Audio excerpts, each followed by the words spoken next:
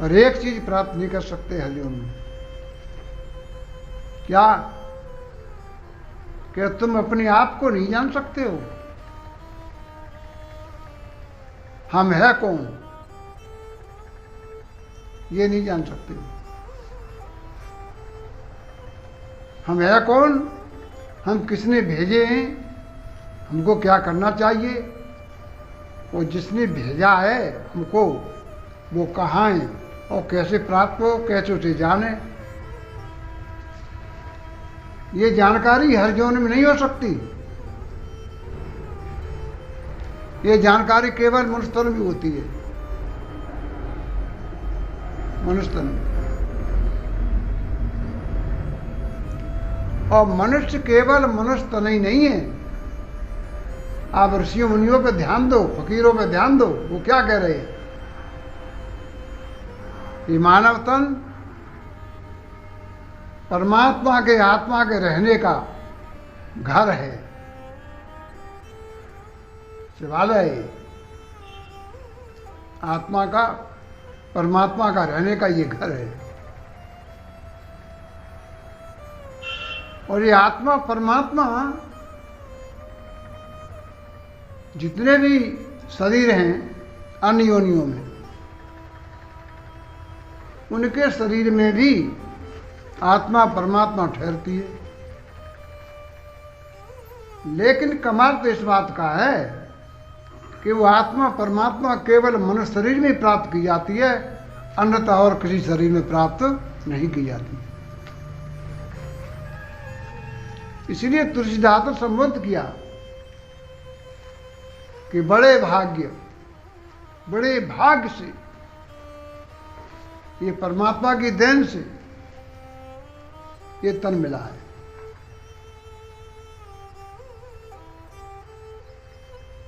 इस तन में आकर के अब हमें वो काम करना है जो काम अन्य योनियों में प्राप्त नहीं होता है। सुख और शांति आपको अच्छी लगती है तो सुख शांति दूसरों को पहुंचाना भी अच्छी समझना चाहिए। दूसरों को सुख शांति पहुंचाना चाहिए। हमारे शास्त्रों में, वेदों में कहा गया है कि सबसे बड़ा धर्म सेवा है। सेवा करने से मनुष्य सब चीज को प्राप्त कर सकता है। सेवा का धर्म सबसे बढ़कर सेवा, सेवा सबसे बढ़कर। और अगर जानना चाहें, आप देख सकते हो कि रामकृष्ण ने भी साधु संतों गुरुओं के आश्रम में जाकर के सालों साल सेवा किया।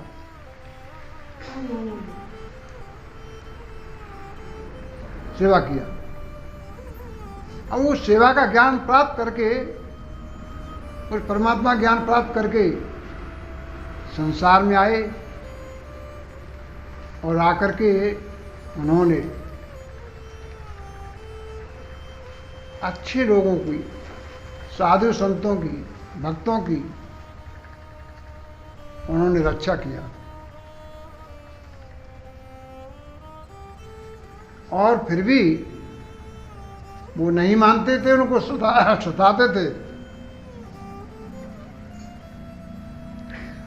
तो कुछ लोगों का, दुनिया में सताने वालों का उन्होंने वध भी किया। ये परंपरा रही महान पुरुषों की। तो कहने का तात्पर्य, उठो जगो। सबसे बड़ी, सबसे सुंदर चीज, सबसे बढ़िया तुम्हारे पास उपहार एक ही चीज है। वो क्या है? कि आज हम जीवित हैं। सबसे बड़ा उपहार तो ये है। चमत्कार लोग देखना चाहते हैं, चमत्कार। ये संसार दिख रहा है, तुम्हें नहीं दिख रहा, ये चमत्कार है। अगर दो आंखें बाहर की परमात्मा नहीं देता और ये शरीर तुमको नहीं देता, आत्मा को शरीर में नहीं बैठालता, ये संसार का ये चमत्कार कैसे देखते आप? ये सब चमत्कार है।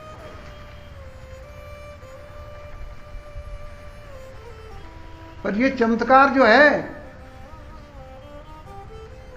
संसार का चमत्कार जो है,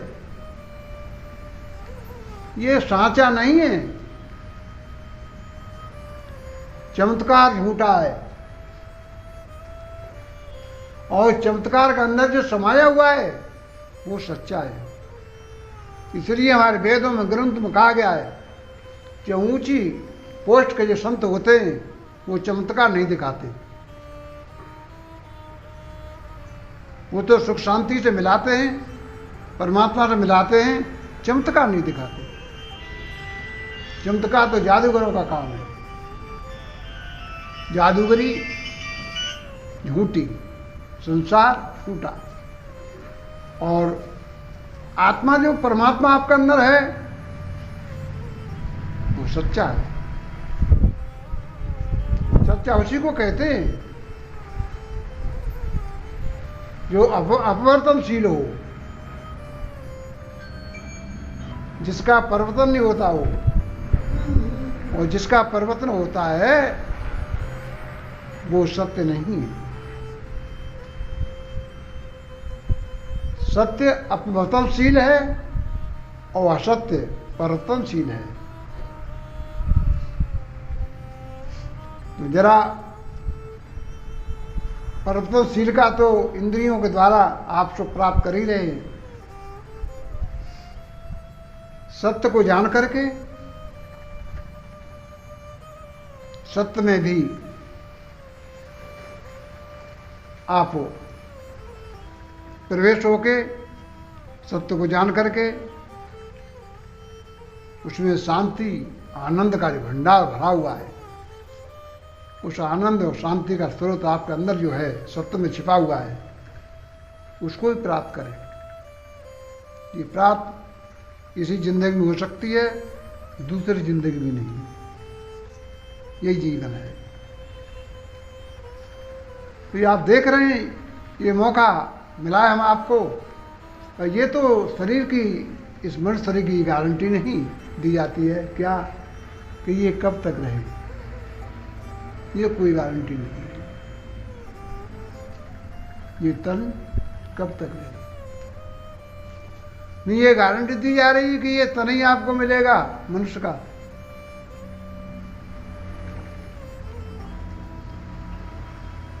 आपकी मन की जैसी वासना है, वासना के हिसाब से ही आत्मा को जाना पड़ता है। जहां आत्मा, जहां मन का वासा, वो वहीं आत्मा का वासा। जाने के वक्त में आपका जो मन जहां जा रहा होगा, मन के पीछे ही आत्मा चली जाती है।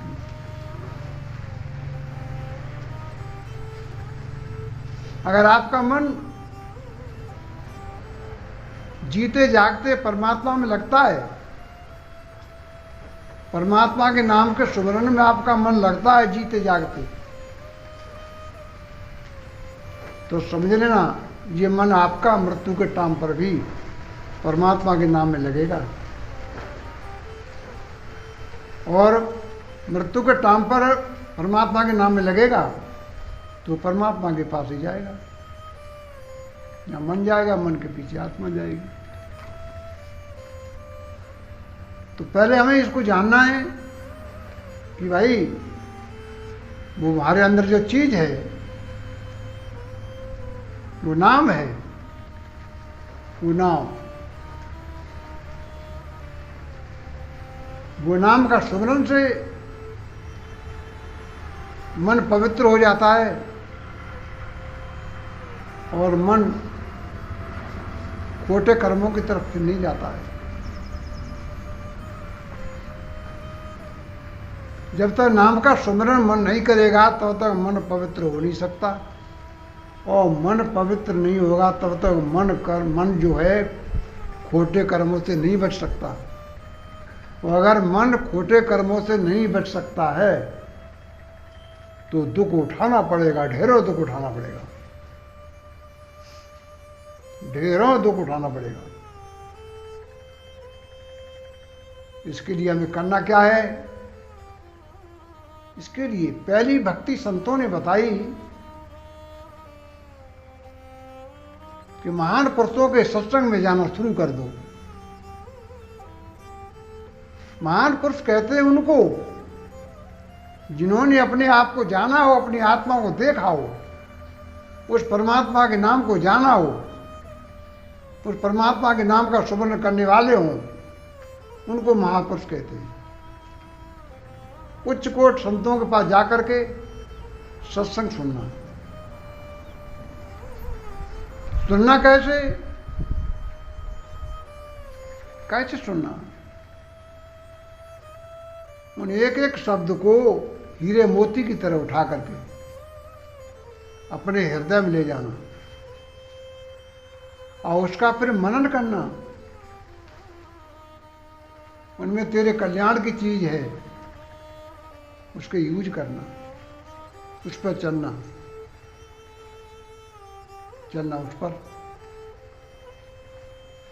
उस पर चल करके आपको शांति, चैन मिलता है, आनंद मिलता है। उस सुख शांति के लिए आपको दूसरों को भी शांति के मार्ग पहुंचाने का प्रयत्न करना, ये बहुत बड़ी चीज है। ये नहीं कि जिस रास्ते से हम सुखी हो गए बस हम ही सुखी बने रहे, दूसरा कोई सुखी नहीं हो पाए। ये निकाल दो, ये अहंकार है, ये भक्ति नहीं, ये सेवा नहीं। दूसरों को सुखी करने के लिए प्रयास करो। दूसरों को सुखी देख करके खुश हो जाना, ये महान पुरुषों के लक्षण है। और दूसरों को दुखी सुखी देख करके दुखी हो जाना, ये बहुत नीच लक्षण है। ये लक्षण सही नहीं है। तो उसे सत्संग में जा करके सत्संग सुनते सत्संग में एक ही चीज निकलती है। क्या निकलती है? एक ही चीज निकलती है। क्या निकलती है? कि तू अपने अंदर के खजाने की तलाश कर, पहले अपने अंदर के खजाने। जहां खजाना है वहां खजाना जिसका है वो खजाने वाला भी वहां बैठा है, वो बैठा है वहां। तू खजाने तक पहुंचेगा तो जहां खजाने के पास वो बैठा वो भी तुझे मिल जाएगा। और विडंबना इस बात की है कि ऋषि मुनि साधु संत धर्म ग्रंथ वेद शास्त्र पुराण तो एक ही बात कहते हैं कि जब ईश्वर तेरे अंदर है तो अंदर ही तो मिलेगा। और ये बात सुनते हैं सब, पर लेकिन जहां अंदर है परमात्मा वहां न ढूंढ करके वो बाहर की तलाश करते हैं, बाहर की तलाश करते हैं। तभी किसी संत ने कह दिया भाई कि है तो कहीं और ढूंढे कहीं, के विधि आवे को हाथ और वस्तु को जब पाइए भेदी लीजिए साथ।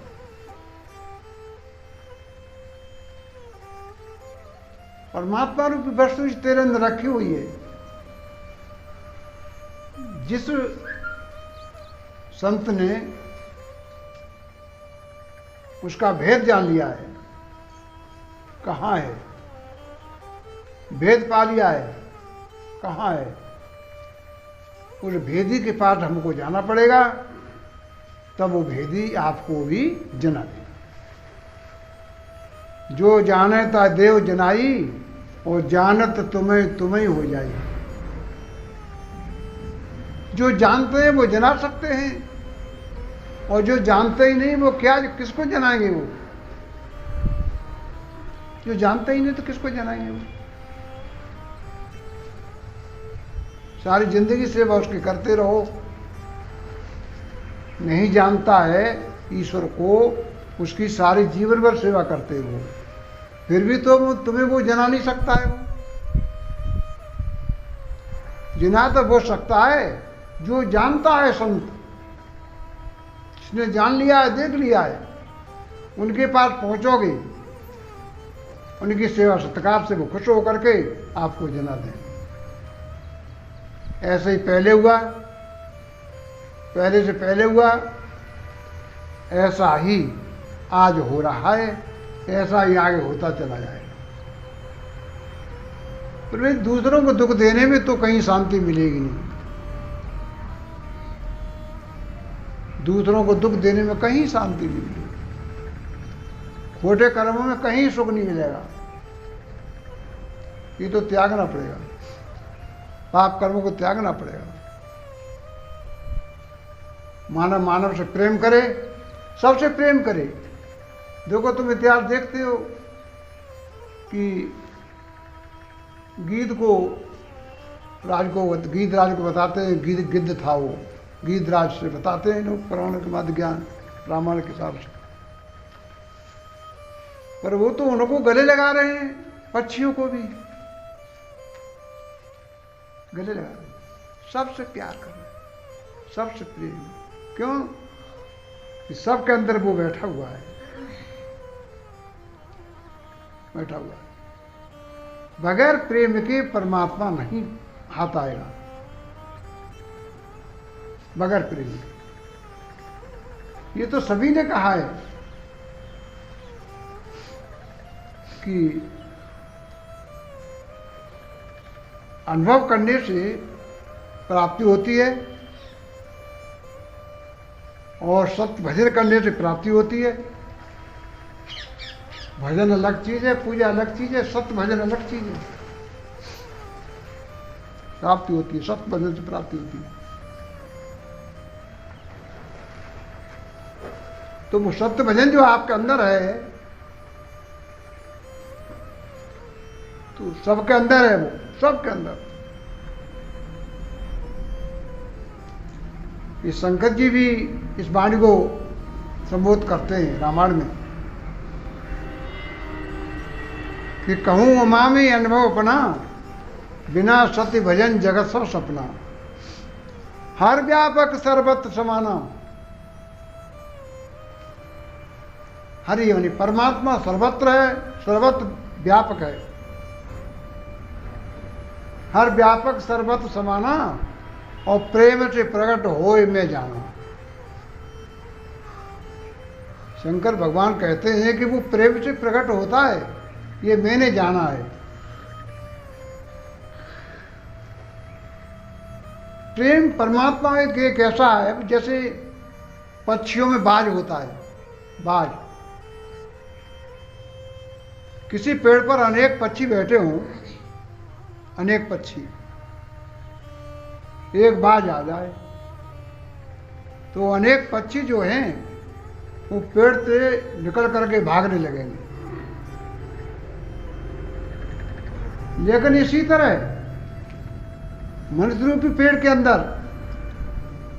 मनुष्य रूपी के हृदय के अंदर जो संशय रूपी पक्षी अनेक बैठे हुए हैं, संशय रूपी पक्षी अनेक बैठे हुए हैं, संशय रूपी पक्षी। और वहां नाम रूपी पक्षी आ जाए, वहां प्रेम रूपी पक्षी आ जाए, प्रेम रूपी बाज आ जाए, तो प्रेम रूपी बाज आने से वो संशय रूपी पक्षी तुम्हारे हृदय से सब निकल जाएंगे। और जब तक मनुष्य के अंदर संशय खत्म नहीं होगा, तब तक वो ज्ञान जो है, उस ज्ञान को समझ नहीं पाएगा। वो ज्ञान उसका सूख जाएगा। जैसे किसी फूल के पौधे को लगाते हैं, माली फूल के पौधे लगाता है तो पौधा बड़े होने के लिए पानी भी देता है, सब कुछ करता है। पर नाजुक पौधे के अंदर जो घास उग आती है, उसकी जड़ में घास। वो घास पौधे को कमजोर करती है। जब माली घास को नोच करके फेंक देता है अलग, तो पौधा जल्दी ताकतवर होता है और जल्दी उस पर फूल आने लगते हैं। ठीक इसी प्रकार आपके अंदर में संशय रूपी जो घास है, जो ज्ञान रूपी पौधा लगा हुआ है तुम्हारे हृदय के अंदर, इस पौधा को बढ़ने के लिए उस संशय रूपी घास को उखाड़ करके फेंक देना है।